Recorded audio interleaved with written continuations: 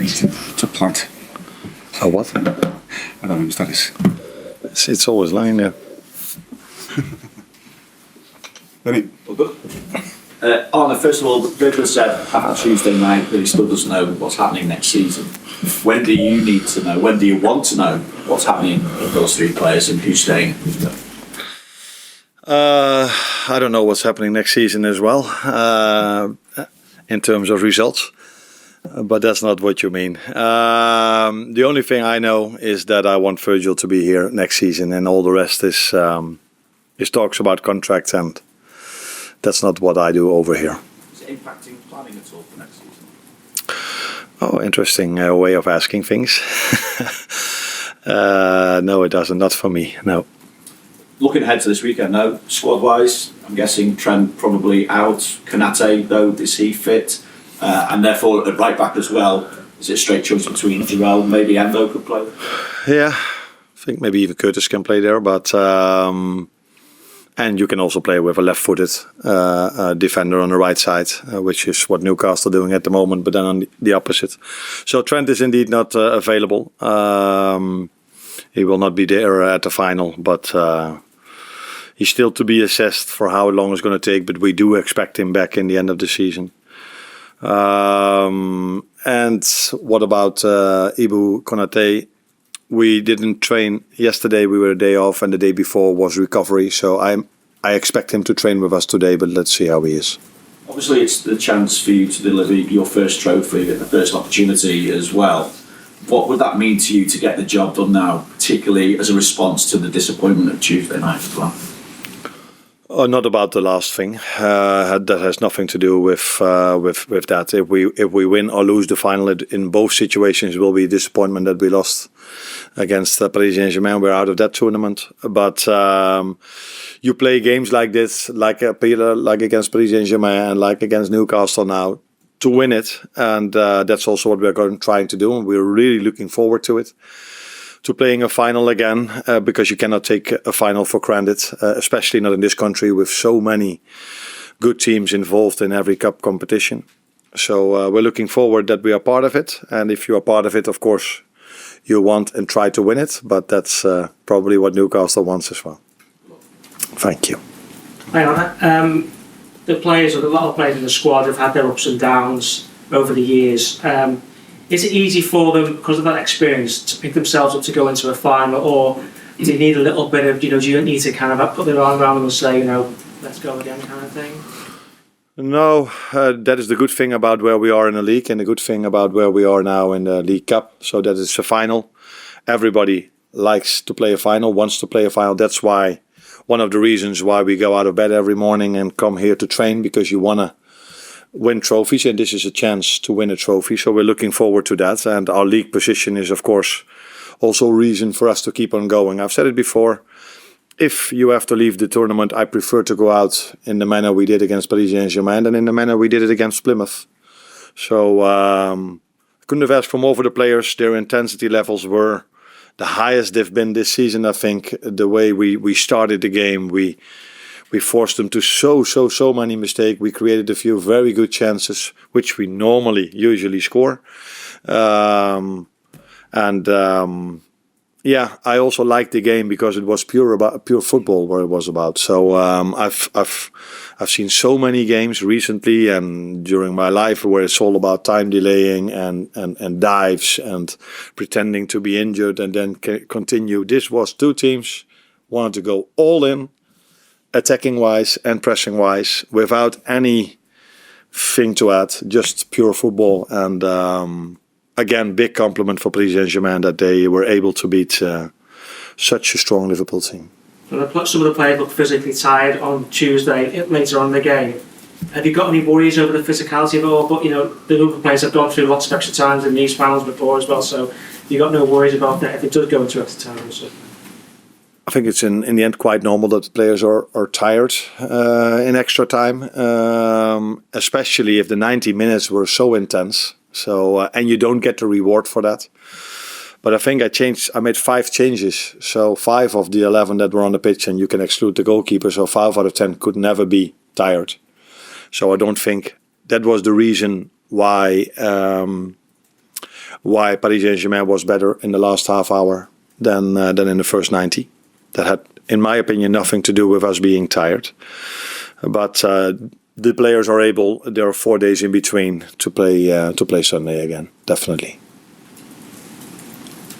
Carl? Jarell's had a little bit of an up and down season for him, I suppose, but when he's come on for you and done a job at right back, he seems to adapt it quite well. Yeah. And now he's got an England call up, England senior call up. What does that say about sort of his attitude and the way he's applied himself? It says a lot about his mentality. So last season, I think everybody saw what a talent he is.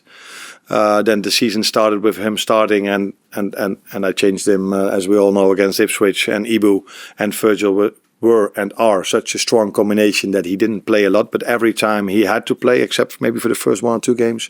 But afterwards, every time he had to play, everybody could see that maybe he's not longer a talent, because as a talent you don't have any setbacks. But the moment you get setbacks, it's about you, how you react. And I think he showed in his recent performances that he outgrew being called a talent, and that's probably what Thomas Tuchel saw and sees as well by calling him up, by giving him a call up. I think that's better to say. And he did really well the last few times he had to play for us, and even on a position he's not completely used to as a right fullback. But in my opinion, he has also the qualities to play in that position. He's strong, he's fast, he's very comfortable with the ball. And it gives us an extra quality if we play him, which we saw in terms of set pieces, because he was the one that was this far away of us qualifying for the next round by heading the ball on the post, because that one was not offside. So yeah, he showed mentality, and that he had quality. That's already what we knew when we saw him playing last season. And he's spoken this season about speaking to you about that decision at Ipswich, which we could have sent him, one way or the other, because it take up a half time. You come under a lot of scrutiny, but I guess the fact that say he's come from that, being able to got over that and sort of settled down and buckled down and tried to sort of do the best he can after sort of what could be considered a setback first game of the season. Yeah. Although if being substituted at half time is a setback, then almost every player has more than a few setbacks during his career. I think it was more that people were a bit like, oh, the way what I said after the game, that people were not used to maybe a manager or me being so clear about what I saw and what I did. And that in the end probably went to a situation that he got criticized more than was normal for a player that was taken off at halftime. And again, it's so good to see that he managed his way back into it. And now, already before the winter break, he already had a few good moments as well. And every time we now need him, he does really well. So I think mentality-wise, it might have been a good or a big moment for him, that Ipswich game, because now he experienced that people were not only positive about him like last season, although he made 1 or 2 mistakes back then as well. He also knows now he can fight his way back if people all of a sudden are not as positive anymore. And that is something I think every player should experience in the start of his career, because a football career is never only going up, it's always going a bit like this. And now he knows he can fight back also after a situation he experienced at Ipswich, or after the Ipswich game. Andy? Hi, Arne. How is Darwin Nunez, and have you had to speak to him individually to try and pick him up after Tuesday? Because of? Penalty miss, he looked really it looked like he took the disappointment of penalty miss. Yeah. But I assume Curtis felt the same. I think every player that takes a penalty and misses it doesn't feel well, but it's not only the two who missed it, all the others didn't feel very positive as well after the game, because we lost the game of football and they took the responsibility. And in football you can miss a chance and you can miss a penalty, and that is what can happen if you take the responsibility of taking a penalty. For me, I think we were closer to winning the game in the first 90 minutes, and then penalties is always Yeah, in my opinion, you need a bit of luck, but there are many people who say, no, you can influence that luck, which is also true, because the more you train, the better you do. But these players do train their penalties on a regular basis as well. But he missed, and that's not what you want. But I don't want to make anything more out of it than just missing a penalty. Oh. Hi, Arne. You've spoken about not having as much time as you'd like on the training pitch, particularly at this time of the season.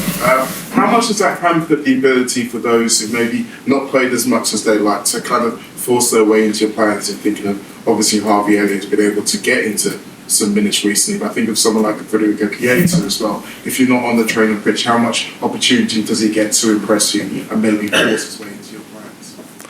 Yeah, that's of course more difficult because these players hardly train with the starters if you look at our schedule in the last 3 or 4 months. So if we play, for example, on Saturday and then we play on Tuesday again, then on Sunday, the ones that have played on Saturday, they only do recovery sessions, so they're not on the pitch. And then it's the day before the game and it's maybe 10-15 minutes of tactics where it's more walking football than playing football. So there's hardly ever a moment where they can compete with each other. But the day after the game, I'm always outside. My assistants and managers have great exercises and the players always show themselves in these moments. So those are moments to show where you are, if you've improved, yes or no, and if you come closer to the players that are starting. And of course, when they come in. But I agree with you that for the ones that don't start, it's not an ideal world that we have so many games, and that's completely true. Yeah. Any more? James? We play Newcastle tomorrow in 2 days. People know? Yeah. Okay. Just on that, I mean, there's been a lot of talk going into the final. Newcastle haven't won a domestic trophy for 70 years, and this perception is a bigger game for them than it is for Liverpool. But I take it you wouldn't go along with that. No, I don't go along with that. No, a final in this country is always special because of the fact there are so many strong teams in this country, in this league. So if you reach a final, it's always a big moment for them, but definitely also for us. Because in the end, although we've got 2 cup games in this country, but you can never take a final for granted. And it's not like this, for Liverpool it happened last season, but we don't play every single season, every final. So it is special for them, but definitely also for us. Just in terms of Newcastle, they've lost their left side in terms of Lewis Hall and Konaté, and you've lost lots of Trent Alexander-Arnold. How do you think that will affect the balance of the game potentially? I said it 1 or 2 days ago in an interview as well. I think in this part of the season, especially in England, it's almost impossible to have all your players fit. And I think both teams have maybe 2, 3 or 4 players that are not that cannot play, and that's almost a privilege because so many teams have had during the season more than 2 or 3 injuries. 2 or 3 injuries is probably the minimum you can expect in a league like this after 4 months of non-stop football. So it's a big compliment to the staff of Newcastle and our staff that so many players are available. And yes, Trent is a very important player for us. And yes, Anthony Gordon is a very important player for them. But the good thing for both managers is that there are still a lot of quality players available for both managers. Well done. Quick break out next door. Thank you. You're welcome.